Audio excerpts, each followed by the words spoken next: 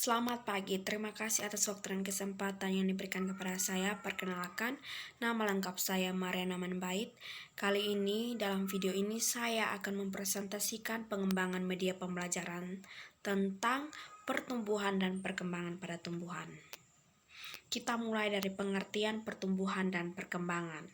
Nah, pertumbuhan dan perkembangan itu merupakan salah satu ciri makhluk hidup. Pertumbuhan meliputi proses perubahan pada makhluk hidup akibat terdiferensiasinya sel-sel menuju ke struktur fungsi tertentu. Nah, contohnya pada gambar di atas itu mulai dari biji, kemudian akan berkecambah dan akan menjadi tanaman muda. Kemudian pada perkembangan itu meliputi perubahan pada makhluk hidup yang meliputi ukuran. Contohnya pada pohon mangga yang tumbuh menjadi pohon yang besar dan kemudian tinggi dan menghasilkan buah. Nah, untuk memahami tentang pertumbuhan dan perkembangan pada tumbuhan, kira-kira apa yang harus kita lakukan? Yang perlu kita lakukan adalah kita harus mengetahui terlebih dahulu perkecambahan pada tumbuhan itu seperti apa. Nah, perkecambahan itu adalah munculnya tanaman baru dari dalam biji. Nah, bagaimana kira-kira proses dari perkecambahan? Yang pertama, dalam media pembelajaran saya ini, saya memberikan contoh proses perkecambahan pada biji jagung. Nah, awalnya biji jagung akan melakukan penyerapan air melalui imbibisi sampai biji yang keras akan menjadi biji yang lunak. Kemudian air yang masuk ke dalam biji itu akan merangsang hormon giberelin pada biji sehingga enzim-enzim akan teraktifkan. Kemudian ketika enzim ini teraktifkan, maka dia akan bekerja untuk mempercepat pengubahan cadangan makanan yang terdapat dalam biji jagung akan menjadi energi yang diperlukan untuk proses perkecambahan. Yang berikut ini adalah percobaan yang akan dilakukan siswa tentang perkecambahan pada tumbuhan. Nah, yang berikut adalah proses perkecambahan itu terdapat dua tipe perkecambahan. Nah, yang pertama adalah tipe epigeal dan yang kedua adalah tipe hipogeal. Nah, perkecambahan epigeal itu terjadi akibat pertumbuhan ruas batang di bawah kotiledon atau hipokotil yang lebih cepat dibandingkan ruas batang di atas kotiledon atau epikotil. Nah, akibatnya kotiledon akan terangkat ke atas tanah. Yang berikut adalah perkecambahan hipogeal. Perkecambahan hipogeal itu terjadi akibat pertumbuhan ruas batang di atas kotiledon atau epikotilnya yang lebih cepat dibandingkan dengan bagian bawahnya, hipokotil. Sehingga pertumbuhan seperti ini, maka kotiledon akan terangkat ke atas dan tidak akan terangkat ke atas dan tetap berada di dalam tanah. Nah, yang berikut ini adalah gambar irisan membujur akar. Kemudian yang di sebelah gambar irisan melintang akar. Nah, gambar irisan membujur itu pada akar itu memperlihatkan kepada kita bahwa ada 3 daerah pertumbuhan, yaitu daerah pembelahan sel, kemudian atau daerah pemanjangan, kemudian daerah diferensiasi, seperti yang ada di gambar. Nah, kita mulai dari daerah pembelahan sel. Nah, daerah pembelahan sel ini dilindungi oleh tudung akar dan berada pada bagian ujung akar. Tudung akar ini akan menghasilkan lendir yang bisa memasi tanah sehingga mempermudah akar untuk menembusnya. Kemudian, daerah pemanjangan sel atau elongasi terdapat di bagian belakang daerah meristem. Pada daerah ini terdapat banyak sel yang ukurannya lebih panjang-panjang. Pemanjangan sel yang ini sangat berguna untuk menekan ujung akar agar dapat menembus tanah sehingga akar memanjang. Kemudian yang berikut adalah daerah diferensiasi sel. atau daerah pendewasaan. Nah, daerah ini terletak pada pangkal dari daerah pemanjangan sel. Sel meristem di daerah ini berkembang dan bereferensiasi menjadi jaringan primer seperti epidermis, ada xilem, floem, dan jaringan dasar. Daerah ini biasanya ditandai dengan adanya rambut-rambut akar. Nah, yang berikut adalah kita masuk pada bagian pertama, yaitu macam-macam pertumbuhan pada tumbuhan. Pertumbuhan pada tumbuhan meliputi dua. Yang pertama pertumbuhan primer dan yang kedua adalah pertumbuhan sekunder. Kita mulai dari pertumbuhan primer. Pertumbuhan primer merupakan pertumbuhan yang terjadi sebagai hasil pembelahan sel-sel jaringan meristem primer atau meristem apikal. Kemudian dari pembelahan ini akan menghasilkan primary plant body.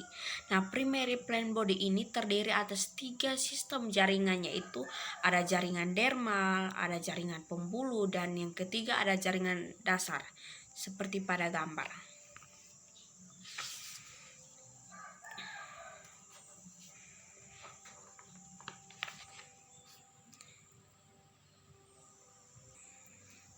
Nah, jaringan dermal tadi akan berkembang ke arah luar dan membentuk kulit pada tumbuhan.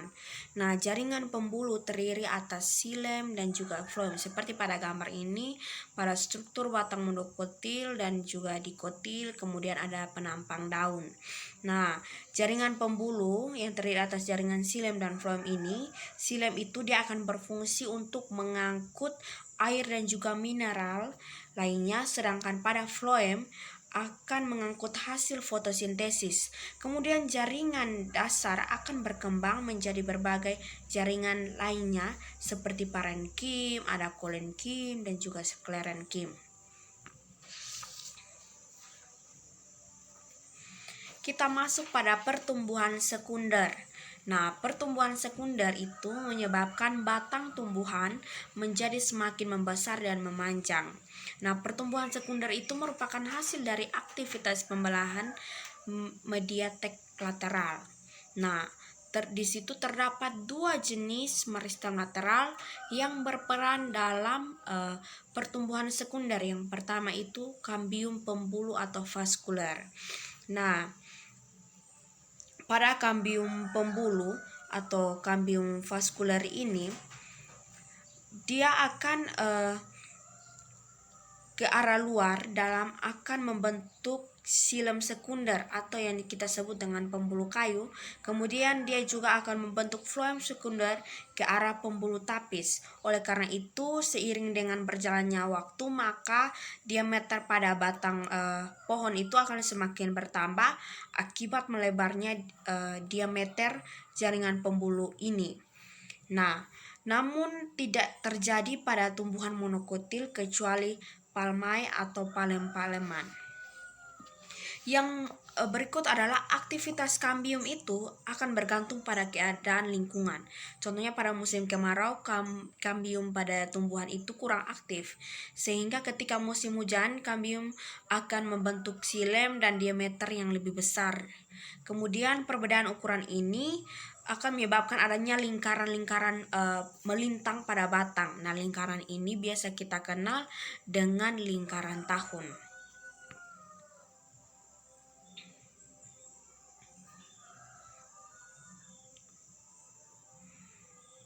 Nah, yang berikut tentang kambium gabus ya.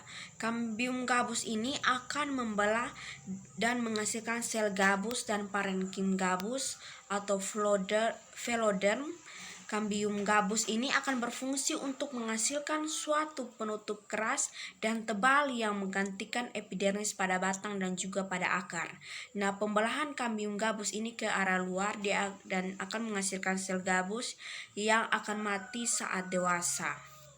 Nah, dengan adanya lapisan kambium gabus ini pada pohon, tumbuhan akan terlindungi dan dari perubahan cuaca, kemudian kerusakan mekanik, serangan hama dan juga jamur, dan dapat mencegah penguapan air dari batang. Yang berikut kita masuk pada faktor-faktor yang mempengaruhi pertumbuhan dan perkembangan. Yang pertama yaitu faktor internal. Faktor internal adalah faktor yang mempengaruhi pertumbuhan dan perkembangan dari dalam tumbuhan. Faktor internal terdiri atas faktor intrasel dan juga faktor intersel.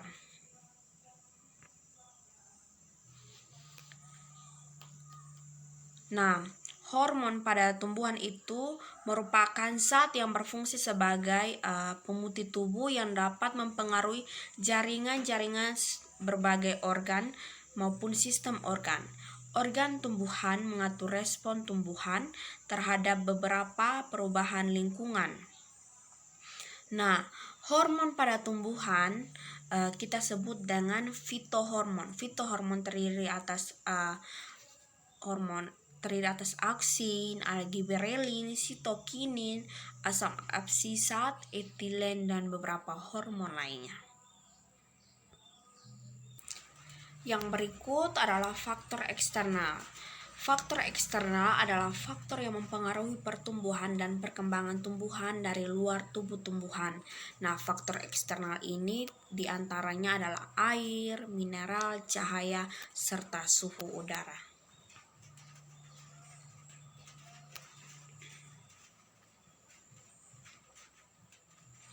Baik, sekian dan terima kasih. Beginilah hasil presentasi saya. Semoga video pembelajaran ini dapat bermanfaat untuk kita semua. Shalom.